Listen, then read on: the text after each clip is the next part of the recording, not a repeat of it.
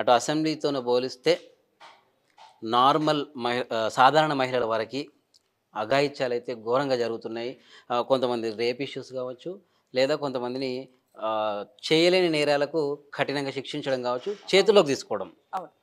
And అంతకంటే ముందు మనం ఒకసారి అసెంబ్లీలో, ఎందుకంటే చట్టసభలవి యెస్. కొన్ని లక్షల మంది చూస్తుంటారు. అక్కడనే మహిళా నేతలకు గౌరవం దక్కడం లేదు. దీన్ని ఎలా చూస్తారు? ఏంటి అసలు పరిస్థితి? ముందుగా మన తెలంగాణ రాష్ట్ర సంస్కృతిలో మహిళలకి మంచి గౌరవం ఇస్తారు. అవును. మన పండుగలు కావచ్చు, సంస్కృతి కావచ్చు, మన సాంప్రదాయాలు కావచ్చు, మన ఆటపాటలు కావచ్చు, ప్రతి ఒక్కటి మహిళలకి పెద్దపీట వేసే విధంగా, మహిళలకి ప్రాముఖ్యతనిచ్చే విధంగా ఉంటాయి.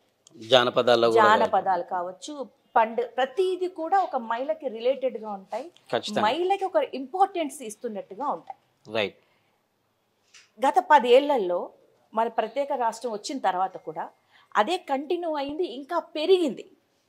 ఒక విధంగా పక్క రాష్ట్రం వాళ్ళు కూడా తెలంగాణ రాష్ట్ర మహిళల్ని చూసి జెలస్ ఫీల్ అయ్యే సందర్భాలు వచ్చాయి.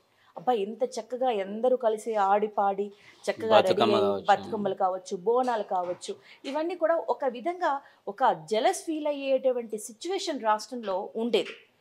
ఈ మహిళల్ని సోషల్ మీడియా ద్వారా కించపరచడం, వాళ్ళ ఫొటోస్ మార్పింగ్ చేయడం, వాళ్ళు ఏదైనా ఎదగడానికి కొద్దిగా ప్రయత్నం చేస్తున్నారు అంటే వాళ్ళని ఏదో విధంగా సోషల్ మీడియాలో ఇట్లా ట్రోల్ చేసేసి వాళ్ళని అణిచివేయడం లాంటివి తెలంగాణ రాష్ట్రంలో చాలా తక్కువ. తెలంగాణ రాష్ట్ర మహిళలకి ఆ పోరాట పటిమ ఉంటుంది, మాటకి సమాధానం ఇచ్చేంత ధైర్యం ఉంటుంది. అదేవిధంగా మహిళకి స్వేచ్ఛ ఉంది, ఒక గౌరవం కూడా ఉంది. మనం గత 10 ఏళ్లలో పక్క రాష్ట్రం అసెంబ్లీలు కూడా చూసాం.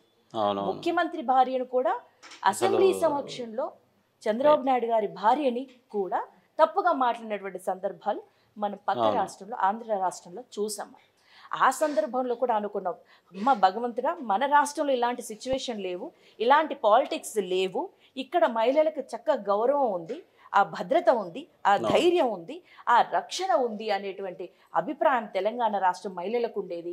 అక్కడ రాష్ట్రం వాళ్ళు కూడా అరే మేము తెలంగాణలో ఉంటే సేఫ్గా ఉండేవాళ్ళం కదా అనేటువంటి అభిప్రాయం అయితే ఇతర రాష్ట్రాల మహిళలకి కూడా ఉండేది. కానీ గత 8 నెలల యొక్క ఈ ప్రస్తావన చూసినట్లయితే ఎప్పుడైతే మార్పు రాష్ట్రంలో వచ్చిందో, మనం మార్పు అనేది రాజకీయంగా ఒక ప్రభుత్వం మారింది, పార్టీ అధికారం మారింది, అంతవరకు అయితే ఓకే, అధికారం మార్పు జరిగింది, దానివల్ల ఇంకాస్త ఏమైనా బెస్ట్ అవ్వాలి, బెనిఫిట్స్ అవ్వాలి రాష్ట్రానికి. సో ఆ ఉద్దేశంగానే ఒక ప్రభుత్వాన్ని మార్చుకున్నారు ప్రజలు. 10 ఏళ్ళు ఒక ప్రభుత్వం కొనసాగింది, కొన్ని పట్టించుకోవట్లేదు, కొన్ని మైనస్లు ఉన్నాయి, కొన్ని నిరుద్యోగ సమస్యలు ఉన్నాయి, ఇవన్నిటికీ ఒక బెస్ట్ ఆన్సర్ ఇంకొక గవర్నమెంట్ వస్తే కానీ మాకు లభించదు అనేటువంటి ఆలోచనతో ఒక కొత్త ప్రభుత్వాన్ని ఎంచుకున్నారు. కానీ ఈ రోజు ఆ మార్పు ఎక్కడెక్కడ కనబడుతుంది అని అంటే కేవలం అభివృద్ధి, అసలు అభివృద్ధి అనేది శూన్యం, అభివృద్ధిలో మార్పే లేదు. గతంలో రైతు ఆనందంగా ఉన్నాడు, ఈరోజు రైతు బాధపడుతున్నాడు. రైతు రుణమాఫీ అని చెప్పారు, నామమాత్రంగా కండిషన్ సప్లై అన్నారు. అదేదో అంటారు కదా, సిగరెట్ కానీ ఇవన్నీ మందు ఆరోగ్యాన్ని హానికరం అని లాస్ట్కు చిన్న అక్షరాలతో వేసినట్టుగా అన్ని 6 హామీలు అంటూ అద్భుతమైన అభివృద్ధి అని చూపించి డిస్క్లైమర్ మాత్రం ఇక్కడ కండిషన్ సప్లై ఆఫర్ అనే పేరు ఉంటుంది కానీ కింద సేమ్ అలాగే ఇప్పుడు ఇక్కడ నడుస్తుంది. ఈ రాష్ట్ర ప్రజలు మోసపోయారు, ఒక విధంగా మోసపోయారు.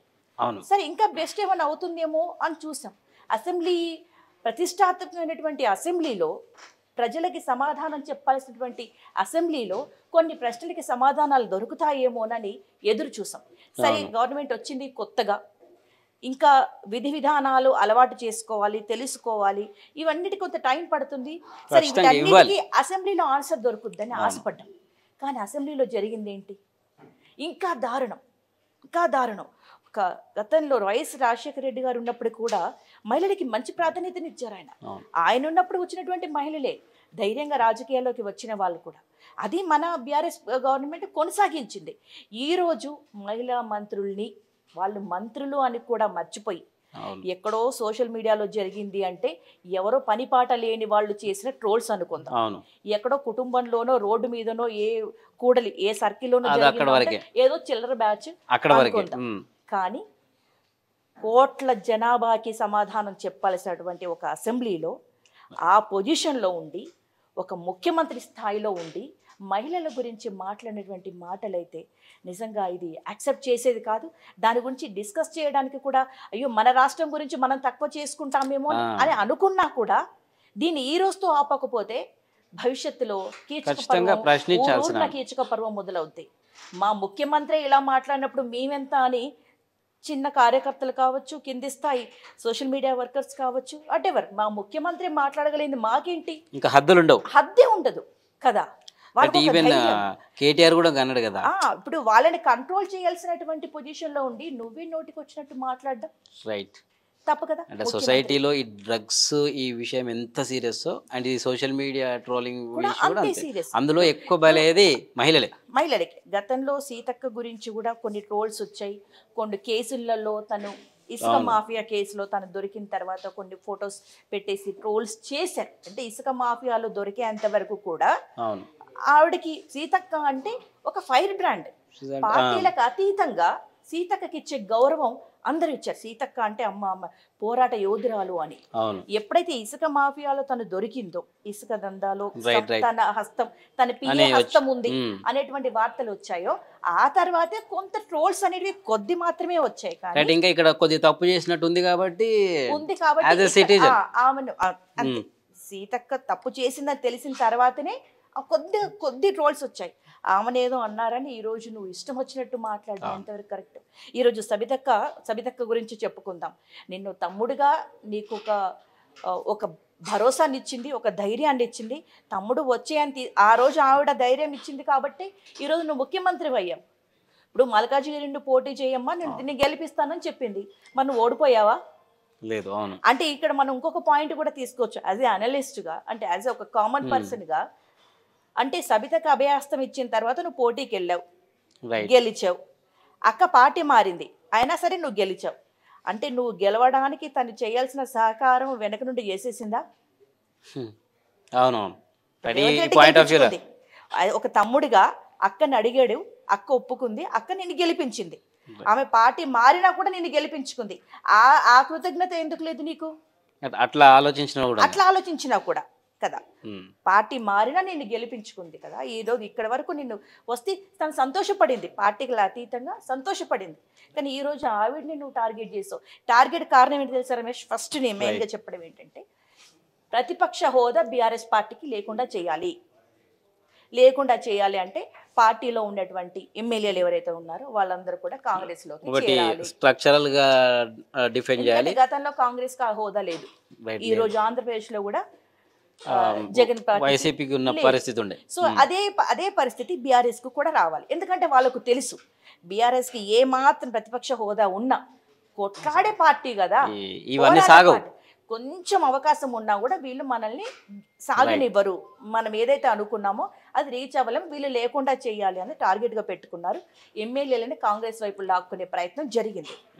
ఇందులో కొంతమంది ఎమ్మెల్యేలు 10 మంది వెళ్ళిపోయారు. అందులో సబితక్క కూడా వెళ్తుంది అనే న్యూస్ వచ్చింది.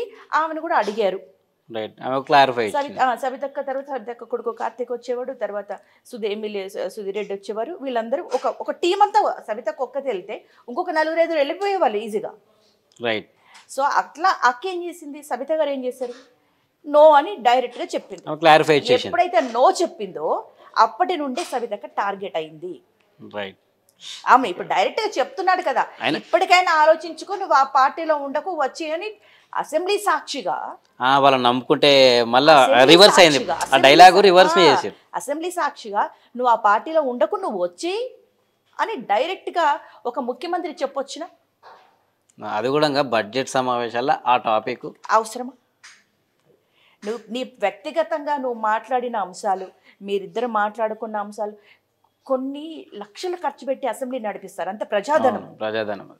ఈరోజు నువ్వు నిజంగా రాష్ట్రం అప్పుల పాలు చేసింది బీఆర్ఎస్ గవర్నమెంట్, రాష్ట్రంలో నిరుద్యోగులు పట్టించుకోలేదు గత ప్రభుత్వం. ఇవన్నీ మాట్లాడిన మాటల్లో 80% గత ప్రభుత్వం ఏం చేసిందో చెప్పడానికే సరిపోయింది. నీకు నువ్వేం చేస్తావో చెప్పలేదు. ఇక్కడ కార్యాచరణ లేదు. ఈరోజు మనకి జాబ్ క్యాలెండర్ అని ఇచ్చావు, క్లారిటీ ఏది?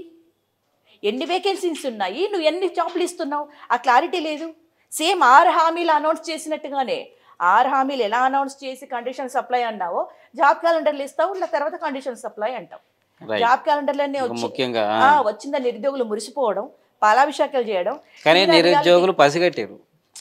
డెఫినెట్లీ తెలుసా, మొన్న జాబ్ క్యాలెండర్ వచ్చినాక కూడా అంత ఆనందం ఎక్కడ కనబడలేదు. లేదు, యాక్చువల్గా అయితే ఒక ఇంతకుముందు ఏదైనా గత ప్రభుత్వం బీఆర్ఎస్ ఉన్నప్పుడు కేసీఆర్ ఏదైనా రుణమాఫీ చేసినా లేకపోతే సంథింగ్ ఏదైనా ఉద్యోగాలు ఇచ్చినా ఒక అభిషేకాలు అట్లాంటివి పాలాభిషేకాలు కామన్ గా వీళ్ళు థ్యాంక్స్ చెప్తారు.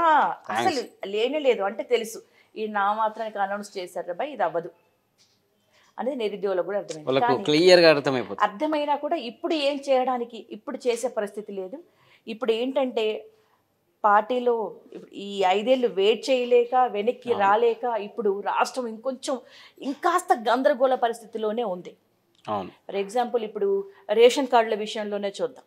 గవర్నమెంట్ 6 హామీలలో 6 హామీలు తెల్ల రేషన్ కార్డు ఉన్న వాళ్ళకి అప్లై అవుతాయి అనేది ఫస్ట్ కండిషన్. రైట్. మరి నువ్వు వైట్ రేషన్ కార్డ్స్ ఎందుకు ఇవ్వవు? ముందు అది ఇచ్చేది ఎందుకు తీసుకురా? వైట్ రేషన్ కార్డు ఇచ్చిన తర్వాత నువ్వు ఆ హామీలకి వెళ్ళిపోవాలి కదా. లేదు, సరే ఇప్పుడు కూడా వైట్ రేషన్ కార్డుకి మీరు అప్లై చేసుకోమన్నాను కదా, అవి జారీ అవుతాయి అంటారు. జారీ అవ్వడానికి ఉన్న కండిషన్స్ ఏంటి? విలేజ్లో 2 లక్షలకు మించి ఆదాయం ఉండొద్దు, సంవత్సర ఆదాయం. అయ్యో. ఈరోజు చిన్న ఉద్యోగస్తులకు కావచ్చు, రైతులకు కావచ్చు అని మినిమం ఉంటుంది. రీసెంట్ గా బట్టి విక్రమార్క బడ్జెట్ టైంలోనే తలసరి ఆదాయమే ఇచ్చిండు. తలసరి ఆదాయమే ఇచ్చి నీకు ఏంటి, కారు ఉండకూడదు, ట్రాక్టర్ ఉండకూడదు. ట్రాక్టర్ ప్రతి వ్యవసాయదారుడికి గత ప్రభుత్వం ఏం చేసింది తెలుసా?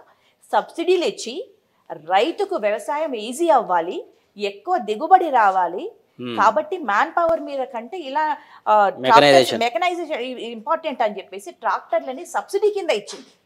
ఈ రోజు నువ్వు ట్రాక్టర్ ఉన్న వాళ్ళకి నువ్వు రేషన్ కార్డు అప్లై రాదు అని అంటున్నావు. వాళ్ళ కుటుంబంలో ఎవరికి ఉద్యోగం ఉన్నా ఐటీ రిటర్న్స్ కట్టినా కూడా వైట్ రేషన్ కార్డు లేదు. ఇప్పుడు వ్యవసాయంలో పశువుల ప్రాముఖ్యత తగ్గిపోయి మెకనైజేషన్ కాబట్టి tractor is mandatory basic. Tractor compulsory ప్రతి రైతుకు ఉంది. ఈ రోజు ఊర్లలో సబ్సిడీ వచ్చింది, కళ్ళ ముందు ఉన్నాయి, మనకు అవకాశం ఉన్నప్పుడు అందరూ వాడుకున్నారు. ఈరోజు వాళ్ళందరికీ వైట్ రేషన్ కార్డు కట్టు, వాళ్ళ ఇంట్లో ఐటీ రిటర్న్స్ ఉంటే కట్టు, వాళ్ళ ఇంట్లో ఫ్రిడ్జ్ కానీ ఏసీ కానీ ఉంటే కట్టు. మరి ఇన్ని కండిషన్స్ పెట్టిన తర్వాత నువ్వు ఎవరికి ఇస్తున్నావు 6 హామీలు? నీ బెనిఫిట్స్ ఎవరికి అందుతాయి? ఎంత పర్సెంటేజ్ తగ్గుతుంది తెలుసా? వీటన్నిటిని కండిషన్ పెట్టి ఇంత శాతం ఉంటేనే ఇన్కమ్, అది మాత్రం పెట్టలేదు, అది మాత్రం తక్కువ పెట్టి, అది మాత్రం తక్కువ. మరి ఇప్పుడు ఇది ఏంటంటే అంతా ఒక మసిపూసి మారేడుకాయ అంటారు కదా, జనాలు అలాంటి. ఇంకా కేంద్రం కూడా 3 to 7 lakhs ఉంటే 5% ఇన్కమ్ ట్యాక్స్ స్లాబ్ కింద తెచ్చింది. ఆటోమేటిక్గా ఇవన్నీ మిస్ అవుతాయి, ఇవన్నీ పోతాయి. ఇప్పుడు జిఎస్టీ నువ్వు ట్యాక్స్ కట్టినావు అంటే ఇది నీకు రాదు. అంటే ఇండైరెక్ట్ పొరపాటున ఇక్కడ ఏంటంటే పొరపాటున తప్పుడు రుజువులు పెట్టి నువ్వు కార్డు తీసుకున్నా కూడా కేసు వేస్తామని చెప్పేసి వచ్చింది. ఓకే, అట్లాంటివి అయినప్పుడు చట్టబద్ధ నువ్వు మరి కొంచెమైనా వాళ్ళకు ఉండాలి కదా. నువ్వు ఎలక్షన్స్ అప్పుడు ఏం చెప్పావు? 18 ఏళ్ళు నిండిన ప్రతి మహిళకి అన్నావు, అవును, ప్రతి ఇంటికి అన్నావు, ఉచిత విద్యుత్ 500కే గ్యాస్ సిలిండర్ ప్రతి ఇంటికి అన్నావు, ప్రతి మహిళకి అన్నావు. ఈ రోజు ఏంటి మళ్ళీ ఇన్ని కండిషన్స్? గవర్నమెంట్ నిజంగా రాష్ట్రం ఈరోజు ఒక కన్ఫ్యూజన్లో ఉంది. అరే మేము ఏం చేయాలి? గత ప్రభుత్వం లాస్ట్ ఆ టైంలోనన్నా కాస్త తినేవాళ్ళం కడుపు నిండా, ఈరోజు అది కూడా కరువైపోతుంది అనేటువంటి పరిస్థితి గ్రామాలలో కనబడుతుంది.